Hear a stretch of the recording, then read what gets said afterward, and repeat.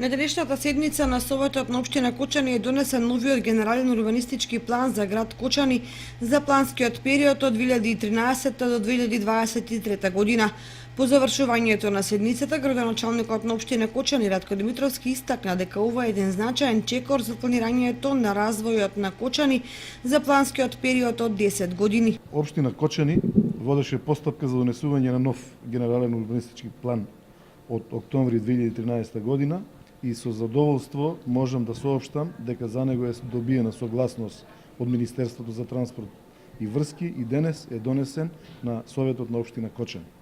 Ова е еден значаен чекор за планирањето на развојот на општина Кочани за планскиот период од 10 години.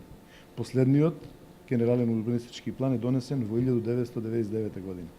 Површината на планскиот опфат со новиот генерален урбанистички план изнесува 1033,27 хектари, што е за 217 хектари повеќе од површината на претходниот.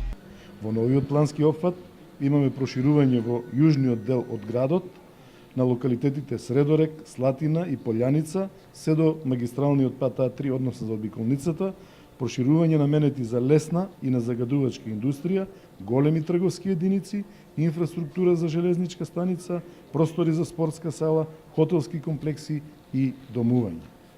Во западниот дел од градот, северно од постојната зона за лесна индустрија и мало стопанство, над магистралниот канал, па на север се до улицата Страшо Ербапче, односно до влезот во Бели, извршено е проширување со намена за лесна и незагадувачка индустрија и домување. Мали проширувања има и во северниот дел од градот, наменети исто така за домување.